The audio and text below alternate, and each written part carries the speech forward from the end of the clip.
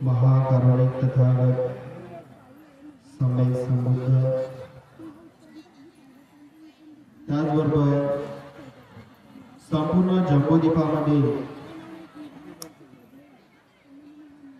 84,000 स्तूपस्तंभ निर्माण करून धम्माचा प्रचार प्रसार करणारे असे देवाना प्रियदर्शी सम्राट असून तुम्हा आम्हाला बौद्ध धर्माची दिशा देणारे असे पूजनीय बोधिसत्व डॉक्टर बाबासाहेब आंबेडकर या महामानवांना तिवार पंचांना आज या ठिकाणी पूजनीय बनते ज्ञानज्योतीजी महास्तवी यांना सुद्धा तिवार वंदन व उपस्थित सर्व भिक्खू संघांना सुद्धा वंदन, तसेच या कार्यक्रमामध्ये उपस्थित असणारे सर्व श्रद्धावान उपासक उपासिका बालबालक बालिका यांना मंगलमैत्री मंगल कामना। आज या ठिकाणी बऱ्याच दुरून चोळी सुरू झाली पुन्हा उपासक वर्ग सूचना होती क्षमा खोबरागडे यांना बोबडे या बेवडे मॅडम आहेत त्या कुठेतरी इथे हरपल्या आहेत, तर त्यांनी या बोधिवृक्षाखाली यायचं आहे। कृपा करून जिथे कुठे बोबडे मॅडम असतील त्या क्षमा खोबरागडे त्यांना शोधत आहेत, त्या बोधिवृक्षाजवळ त्यांनी येऊन थांबायचं आहे।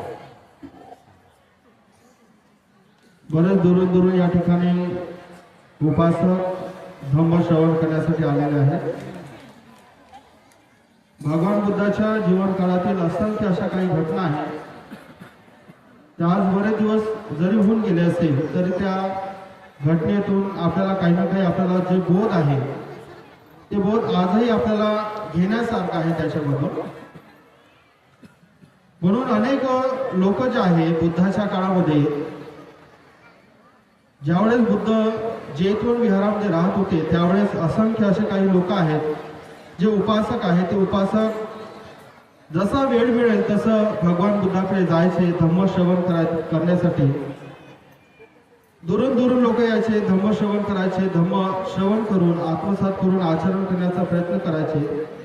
तर बुद्धाच्या काळामध्ये सुद्धा श्रोतापती सप्रतागामी आणि अनागामी अवस्थेपर्यंत उपासक सुद्धा जाऊन पोहोचलेले आहेत। अनेक लोक यायचे, जसं आता बुद्धाच्या काळामध्ये जे लोक दिवसा कामाला जायचे आणि जे लोक दिवसा कामाला नाही जायचे ते दिवसा जैतवनाच्या दिशेने जायचे आणि गेल्याच्या नंतर बुद्धाचं प्रवचन ऐकायचे। त्याचबरोबर जे लोक आता दिवसा कामाला गेलेले आहे, ज्यांना दिवसा वेळ मिळत नाही आहे, ते लोक संध्याकाळच्या टायमाला बुद्धाचं प्रवचन ऐकण्यासाठी यायचे। बुद्धाच्या काळातील अतिशय सुंदर घटना आहे, याच्यातून अतिशय प्रेरणादायी जो बोध आहे ते बोध आपल्याला घेता येईल। तर अशाच पद्धतीने एक दिवस तथागत भगवान बुद्ध जैतवन विहारामध्ये वास्तव्य करत होते। वास्तव्य करत असताना रात्रीच्या टायमाला काही उपासकांचा जत्था भगवान बुद्धांच्या त्या जैतवनामध्ये आला। फार दुरून आला होता, चालून आला होता, जसं आज आपण या ठिकाणी फार दुरून आलेला आहे। फार कोण्या जिल्ह्यातून आले, फार दुरून लोक या ठिकाणी आले। तशाच पद्धतीने फार दूरवरून चालून काही उपासकाचा जत्था त्या जैतवन विहारामध्ये आला होता। आता आल्याच्या नंतर ते आले आणि आल्याच्या नंतर भगवान बुद्धाला त्यांनी वंदन केलं। वंदन केल्याच्या नंतर बुद्धाच्या पुढे बसले आणि बुद्धाला विनंती करू लागले की भगवान, आम्ही फार दुरून आलेलो आहोत, आम्ही फार मोठं असं तुमचं नाव ऐकलेलं आहे की भगवान बुद्धाचा धम्म हा मनुष्याला सुख देणार आहे। आम्ही फार असं दुरून आलेलो आहोत, तर भगवान आम्हाला दुःखमुक्तीचा जो मार्ग आहे, जो धम्म आहे, तो धम्माची जी देशना आहे ते देशना तुम्ही आम्हाला करा, असं ते लोक फार विनवणी करू लागले भगवान बुद्धाला। आता भगवान बुद्धाला विनवणी करत असताना आता भगवान बुद्ध हे कोणाची मनस्थिती कशी आहे हे बादच ओळखत होते। तर त्या जो दत्ता भगवान बुद्धाकडे आला होता आणि विनंती करताय भगवान बुद्धाला की भगवान आम्हाला काहीतरी सांगा, धम्म सांगा काहीतरी. आम्ही फार दुरून आलेलो आहोत, आम्हाला काहीतरी सांगा धम्म.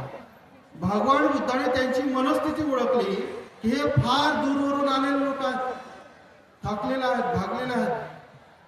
म्हणून भगवान बुद्ध मौनच राहतात, बोलतच नाही. पुन्हा ते उपासक लोक विनंती करतात, भगवान आम्ही फार दूर आलेलो आहोत, आम्हाला काहीतरी धम्म सांगा, काहीतरी धम्माची देशना द्या. भगवान बुद्ध दुसऱ्यांदा सुद्धा शांतच राहिले, काहीच बोलले. तिसऱ्यांदा सुद्धा खूप विनंती करू लागले आणि त्या तिसऱ्यांदा विनवणी केल्याच्या नंतर भगवान बुद्ध आपल्या प्रवचनाला सुरुवात करतात. आता प्रवचनाला सुरुवात करतात आणि प्रवचनाला जसं सुरुवात होते आणि प्रवचनाला सुरुवात होऊन जेमतेम अर्धा एक तास होतो. आणि जसा अर्धा एक तास झाला आहे, बुद्ध आता बोलतच आहे, धम्मदेशना करतच आहे. तर धम्मदेशना करत असताना त्याचे उपासक लोक आहेत, त्यांचं बुद्धाच्या वचनाकडे, बुद्धाच्या धम्माकडे, बुद्ध काय सांगत आहे याच्याकडे कोणाचंही लक्ष नव्हतं. काही लोक होते फार दूरवरून चालून आले होते, काही लोक तर जागी डुलक्या मारत, जागी डुलक्या मारत. काही लोक असे होते थोडं ऐकत होते, पण अर्धवट झोपेत होते, ते अर्धवट झोपेत. आता काही लोक जागे तर होते, त्यांना झोप येत होते, जागे तर होते, पण बुद्धाच्या एकही शब्दाकडे त्यांचं लक्ष नव्हतं. त्यांचं मन कुठंतरी भटकलेलं होतं, त्यांचं मन कुठंतरी भटकले होतं. आणि अर्धे काही जे लोक होते म्हणजे त्यांचं जरासही नाही, बुद्ध आता सांगत आहे आणि आपण त्यांचं काही दुसरंच चालू आहे, सामान्य चिवडण असंच करून तसं, म्हणजे दुसरंच काहीतरी चालू आहे. आता बुद्ध प्रवचन चालूच आहे, बुद्धाचं प्रवचन चालूच आहे. मग आता तिथं बाजूनच असणारे आनंद भंते, जे भगवान बुद्धांचे सेवक होते, ते आनंद भंते जे बुद्धाकडे येतात आणि म्हणतात की भगवान किती सुंदर प्रवचन तुम्ही करता, किती सुंदर सांगत आहात. मी आजपर्यंत अशी धम्मदेशना कधीही ऐकलेली नव्हती, अतिशय सुंदर. पण मला एक समजत नाही आहे भगवान की तुम्ही सांगत कोणाला आहे. तुम्ही हे जी सुंदर धम्मदेशना तुम्ही आज इथे म्हणजे सांगत आहात, एवढी सुंदर धम्मदेशना तुम्ही केलेली आहे, पण हे तुम्ही सांगत कोणाला आहे. इथं कोणीच नाही आहे, इथं कोणीही नाही आहे, हे सांगत कोणाला आहे. तर भगवान बुद्ध आनंद भंतेजीकडे पाहतात, आनंद भंतेजीकडे पाहतात, स्मित हास्य करतात आणि भगवान बुद्धाच्या मुखातून एक वाक्य निघते. ते वाक्य म्हणजे अतिशय महत्वपूर्ण वाक्य आहे. भगवान बुद्ध आनंद भंतेला सांगतात की आनंद, धम्म श्रवण करणे ही साधी गोष्ट नाही आहे. धम्म श्रवण करणे ही साधी गोष्ट नाही आहे. धम्म श्रवण करणे सुद्धा एक प्रकारची कला आहे. धम्म श्रवण करणे हे एक प्रकारची कला आहे आणि ती कला सहजासहजी कोणाला गवसता येत नाही, सहजासहजी ते कोणाला जमत नाही. तर भंते आनंद भगवान बुद्धाला प्रश्न करतात, का बरं भगवान, का ही धम्म श्रवण करण्याची जी कला आहे हे सहजासहजी लोक का ग्रहण करू शकत नाही. आनंद भंतेजी काय करताय, भगवान बुद्धाला प्रश्न विचारला, का असं होते की सहजासहजी उपासक धम्म का श्रवण करू शकत नाही, ती कला का अवगत करू शकत नाही. तर भगवान बुद्ध आनंद भंतेला सांगतात आणि म्हणतात की जोपर्यंत मनुष्याचे जे मन आहे रागाने, द्वेषाने आणि मोहाने भरलेले आहे, तोपर्यंत मनुष्य धम्म श्रवण करू शकत नाही. जसं आता आपण उदाहरण पाहतो की अनेको ठिकाणी आपण पाहतो की बराचसा जो पैसा आहे तो बराचसा पैसा धम्माच्या प्रचार आणि प्रसारासाठी खर्च केला जातो, दान दिला जातो. पण आपण जर थोडा बारकाईने आपण तर दान देतो, धम्माचं काहीतरी आपलं धम्म वाढला पाहिजे, लोकांमध्ये धम्मचं आचरण वाढलं पाहिजे. पण त्या गोष्टीवर आपण विचार केला पाहिजे की आपण मोठे मोठे कार्यक्रम घेतो, धम्म परिषदा घेतो, पण त्याच्यातून काही आउटपुट निघत आहे का, हा आपण विचार केला पाहिजे. तर भगवान बुद्ध 3 गोष्टी सांगतात की जोपर्यंत मनुष्याच्या मनामध्ये राग, द्वेष आणि मोह आहे तोपर्यंत उपासक कदापिही धम्म श्रवण करू शकत नाही. मग आता भगवान बुद्धाला आनंद बद्दल का भगवान असं का, तर भगवान बुद्ध आनंद बंतेला सांगतात की जोपर्यंत मनुष्याच्या मनामध्ये कुठेतरी लोभ आहे, एक प्रकारची आसक्ती आहे, तोपर्यंत तो धम्म श्रवण करू शकत नाही. त्याचं अनेक उदाहरण आपल्याकडे आहे, अनेक उदाहरण आहे. आपण पाहतो की आता इथं आपण काही लोक आले असेल, पण आल्याच्या नंतर काहीतरी मनुष्याच्या मनात लोभ आहे. जसं आता माणसाचं जे मन आहे, चित्त आहे, त्याचं चित्त तर भटकतच असते. पण आता इथे एवढा मोठा कार्यक्रम आहे आणि कार्यक्रम चालू आहे, भंतीजीची धम्मदेशना चालू आहे, पण कुठंतरी एक माणूस काहीतरी विकत आहे आणि त्याच्यात आपलं मन जाते की हे गोलाकट आपण घेतलं पाहिजे. प्रवचनाकडे लक्ष नसतं. काही लोक पाहता कसे फोटो गिटो घेऊन जातात, जसं म्हणजे आता जत्रेमध्ये कसं आपण जत्रा करायला येतो, कारण तिथं कुठं काहीतरी काय म्हणजे पुरं चित्त भटकून आहे, लोभ आहे, म्हणून ते लोक धम्म श्रवण करू शकत नाही. त्याचबरोबर आता जसं एक उदाहरण देतो की आता जसं आता मोह आहे, काही लोक मोहामुळे सुद्धा धम्म श्रवण करू शकत नाही. जसं आता काही कार्यक्रमामध्ये अशी घटना होते की गाण्याचा कार्यक्रम बसला की पब्लिक मावत नाही, पब्लिक मावत नाही, उभे लोक राहते, पडदे वर करावे लागते पेंडॉलचे, पब्लिक मावत नाही. आणि लगेच आता एक माणूस येते आणि माईकवर बोलते की आता गाण्याचा कार्यक्रम झालेला आहे आणि भंतीजीच्या प्रवचनाचा कार्यक्रम चालू होणार,